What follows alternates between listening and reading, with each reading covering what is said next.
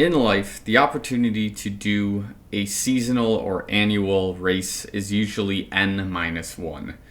The minus 1 being whether you did the race or did not do said race on your schedule, or any event for that matter, whether it was a family event for Thanksgiving, Christmas, the holidays. It's usually n minus 1.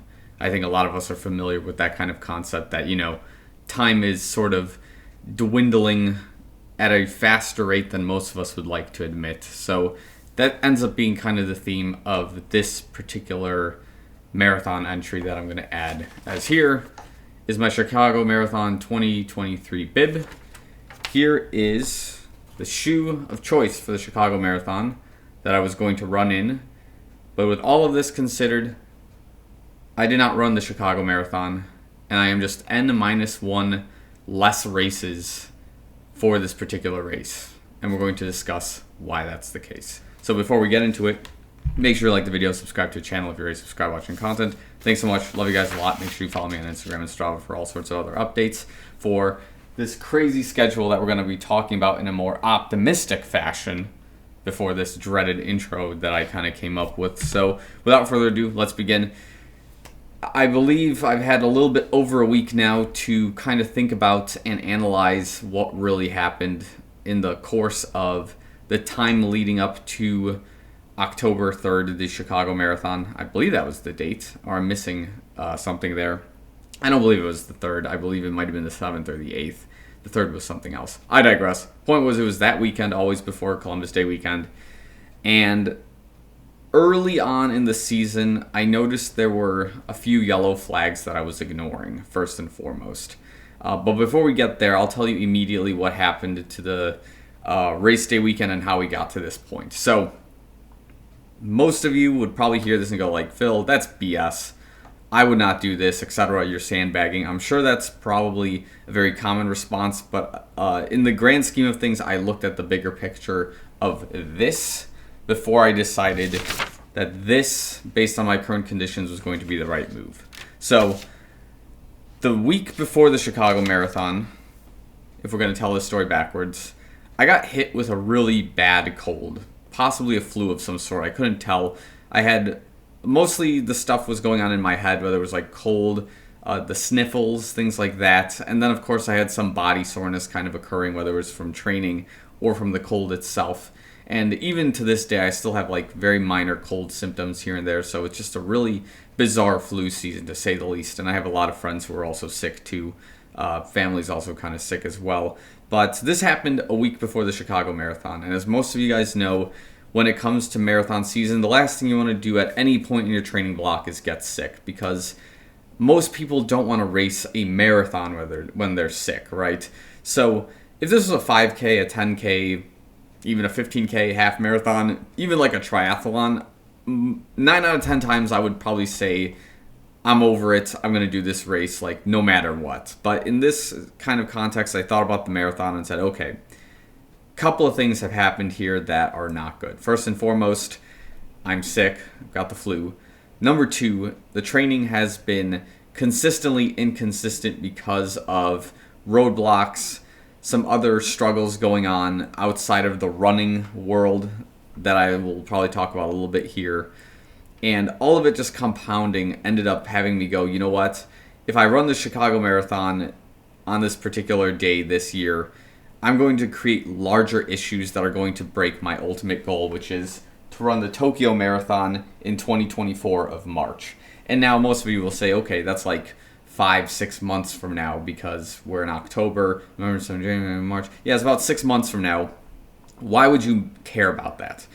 Now, what I mentioned in previous videos related to training, especially, was that I wasn't putting on as much volume as I was hoping for in past years. And if I was attempting to put volume, it was in more unorthodox ways than I have done historically. So in 2018, 2019, a lot of that distance was as a result of like Chicago triathlon training. A lot of it was because I was still living in the city. I was able to run in the city daily.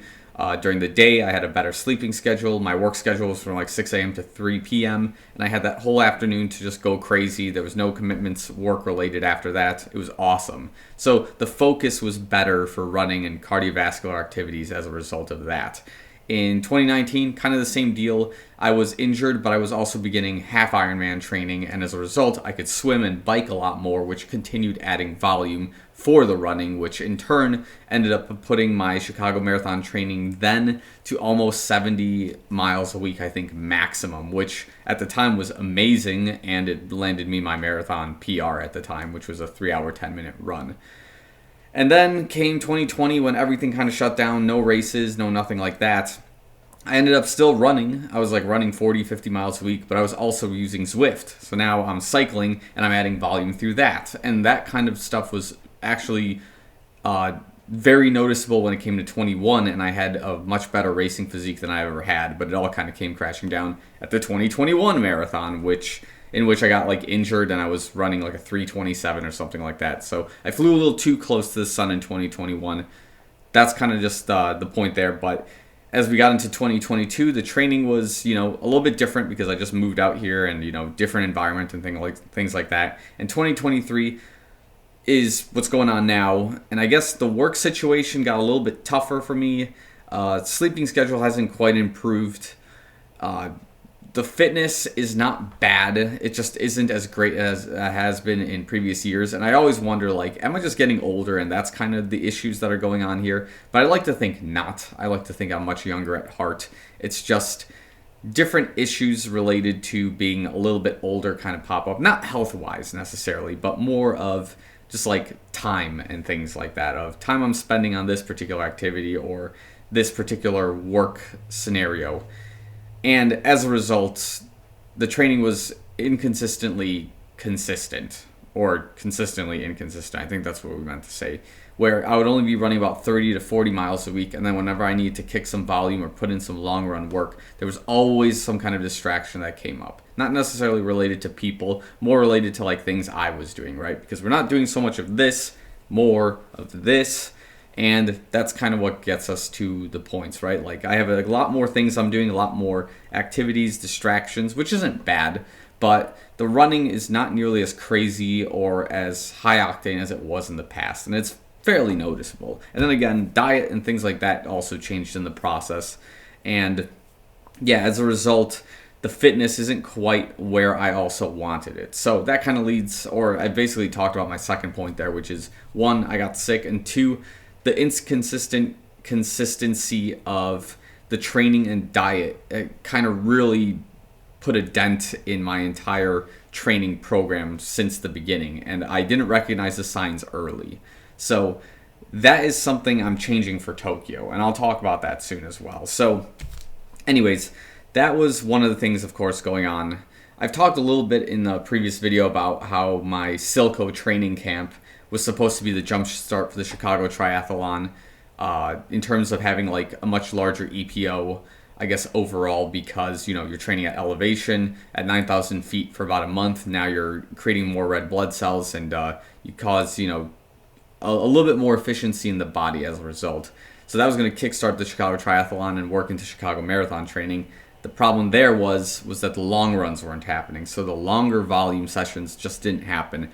And to be honest, in this entire year, I think my longest run was probably about 18 miles, which gets us into 2 weeks before the marathon, which is everyone's big, glorious 20-miler, right?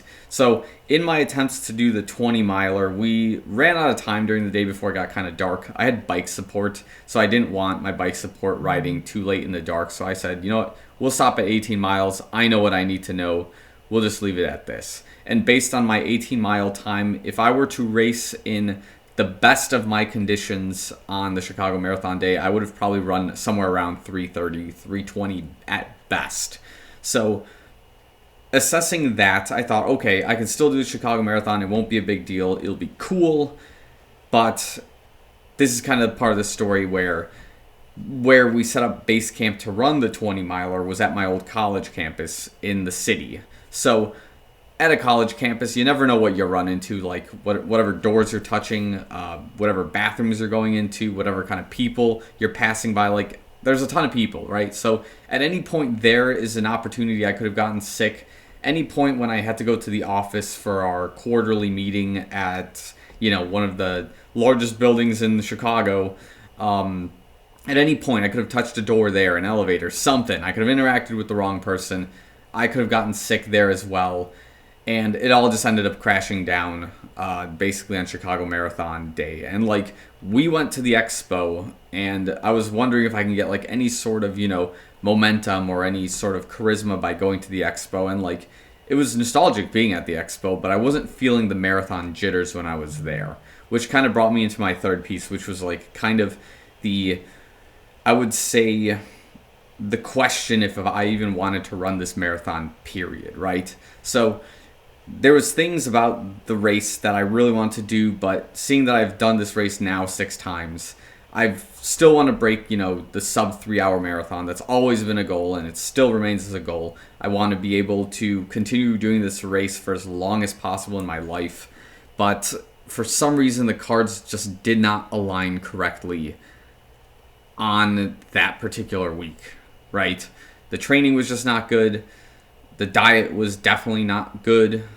Work stresses and things like that were kind of a major issue that I could have prevented had I done things correctly throughout, the entire season.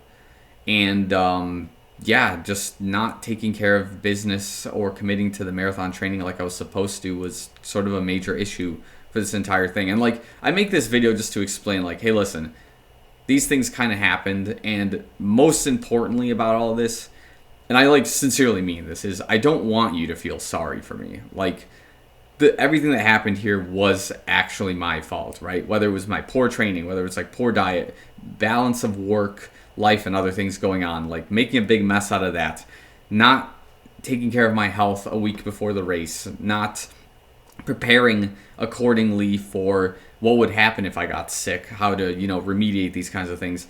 Like, all of that is my fault.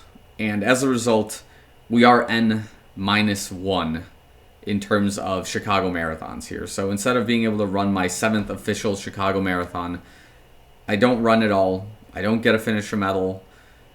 People who were counting on me to finish the Chicago marathon and just have a good time and, show the big guy what's up, kind of just don't get that satisfaction out of it. And that's okay for them. It's not like they're going to hold it over my head. They know who I am. They know I'll bounce back from this. They know that there's plenty of time for Tokyo and all these things. So that is kind of the Chicago Marathon story, right? It was a race I was excited for all intensive purposes when I started training in February of this year, and then just time went by, procrastination, the bad training, the bad diet, all of it just kind of came crashing down at the last minute, and here we are, making a video about how I did not run the Chicago Marathon, but how in process we are preparing for the Tokyo Marathon in these all sorts of ways. So that's going to be part 2 to this video, and I'm going to make it right after this one. So